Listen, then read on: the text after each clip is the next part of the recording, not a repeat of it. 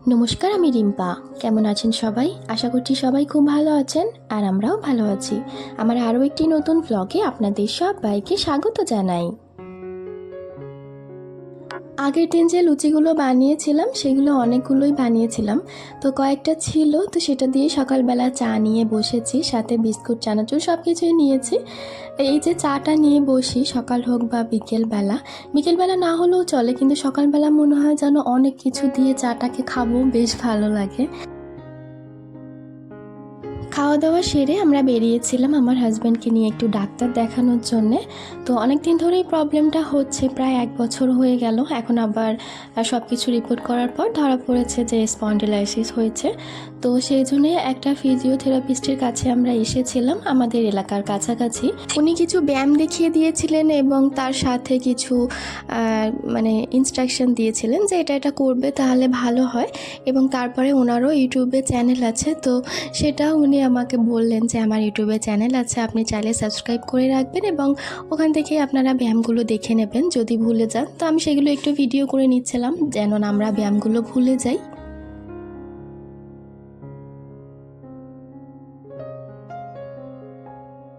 ওখান থেকে ফেরার পথে একটুখানি মাটন আনা হয়েছে। আসলে হোলির দিনকেই খাওয়ার ইচ্ছে ছিল, তবে হোলির দিনকে যেহেতু একটা উৎসবের দিন, তো সবাই ব্যস্ত থাকবে, দোকান খুলবে কি খুলবে না এই আশঙ্কায় আমরা আর বাড়ি থেকে বেরোইনি।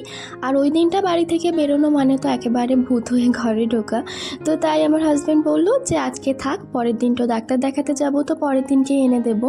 তো তাই জন্যই এই তো আজকে গিয়েছিলাম, ফেরার পথে আনা হয়েছে। আর এই যে আগের দিনকে একটু দই বসিয়েছিলাম, দুধ তো এখন সোনা 2 দিন ধরে খাচ্ছে না, তো কখনো কখনো দই বসানো হয়, আবার কখনো কখনো কিছু যাই হোক বানিয়ে ফেলা হয়। তো মিষ্টি দইটা বসিয়েছিলাম, কিন্তু আবহাওয়াটা না এখনও পর্যন্ত সেইভাবে গরমটা পড়েনি, আর দই কিন্তু গরম না হলে বসতে চায় না। সকালবেলা বের করে দেখলাম যে ভালো মতন দইটা বসেনি, তাই জন্য এই যে রোদে একটুখানি বসিয়ে রেখে যাচ্ছি, এতে করে কিন্তু দইটা বেশ চাপ হয়ে বসে যাবে।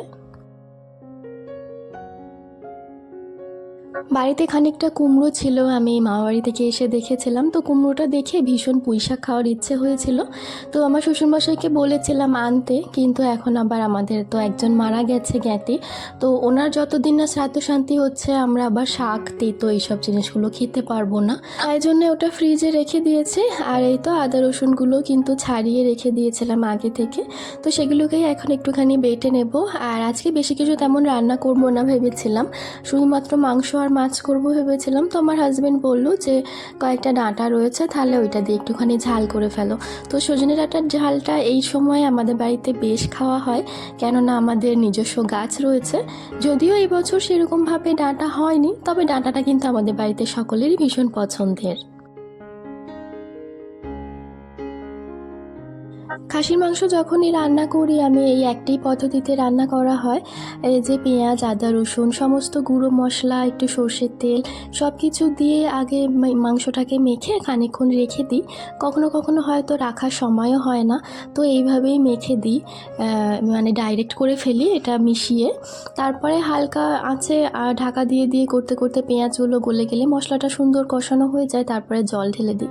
তবে যখন অনেক মাংস হয়, পরিমাণে যখন বেশি হয়, তো সেক্ষেত্রে তখন আবার চিকেন যেভাবে করি সেভাবেই রান্নাটা করি।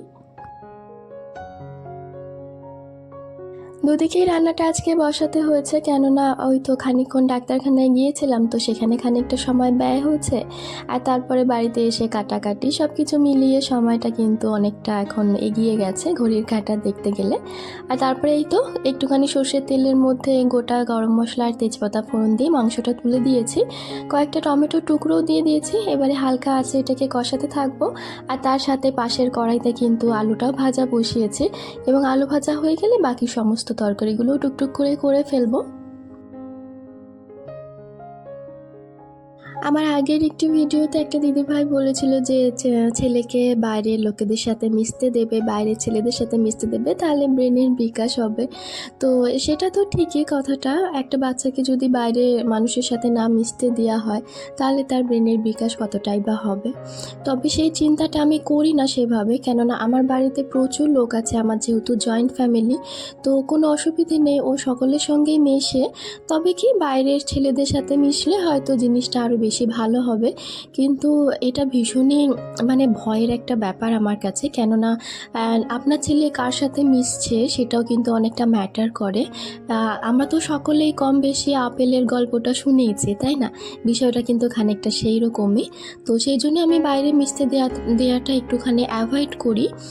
তো প্রথম থেকেই যখন আমি এই জিনিসটাকে অ্যাভয়েড করেছি, তখন আমার বাড়ির লোকও কিন্তু আমাকে বলতেন যে বাইরের ছেলেদের সাথে একটু মিশতে দাও, তা না হলে তো বোকা বোকা রয়ে যাবে। তো তখন আমি তাদের কথা শুনে আমি একদিনের জন্য ওকে ছেড়ে দিয়েছিলাম। কিন্তু সৌভাগ্যক্রমে আমার ছেলে সেই দিনকেই বিকেলবেলা যখন মানে সন্ধ্যেবেলা ওকে নিয়ে আমি যখন পড়তে বসিয়েছি, ও কিন্তু একটা বাজে কথা এমনই বলেছিল যেটা আমরা বাড়িতে কেউই ব্যবহার করি না।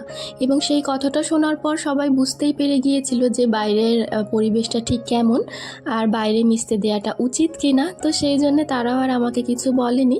এবং আমিও তো এই জিনিসটা আগে থেকেই জানতাম যে একটা বাচ্চা ছেলে, তাকে আপনি যেমন সঙ্গ দেবেন সে সেরকমই তৈরি হবে, তাই না? তো তাই জন্যই আমি তাকে এইসব দিকগুলো থেকে একটুখানি দূরেই রেখেছি। আপনার কেন, শুধুমাত্র এই উপদেশটা সকলেই দিতে পারেন, সকলেই বলবেন যারা জানবেন যে একটা বাচ্চা ছেলে বাইরের সাথে মেশে না, তারাই কিন্তু বলবে যে মিশতে দেওয়া উচিত। আমিও চাই যে ও মিশুক, কিন্তু কাদের সঙ্গে মিশছে সেটা ধ্যান রাখাটা আমার কর্তব্য। তো সেই কর্তব্যটা পালন করতে গেলে আমার মনে হয় না যে আমি তাকে বাইরে বেরোতে দিই, তো তাই জন্য আর দেয়া হয় না। তো যাই হোক, অনেক কিছুই বলে ফেললাম। আর এই তো দুপুরবেলা সবাই মিলে খেতে বসেছি, আমার শাশুড়ি মার আগেই খাওয়া হয়ে গিয়েছিল। তারপরে খানিকটা সময় বিশ্রাম নিয়েছি এবং বিকেলের কিছু কাজ ছিল সে সমস্ত সেরে ভাবলাম যে দইটাকে দেখা যাক। মিষ্টি দই কিন্তু ঠান্ডা ঠান্ডা খেতে বেশ ভালো লাগে।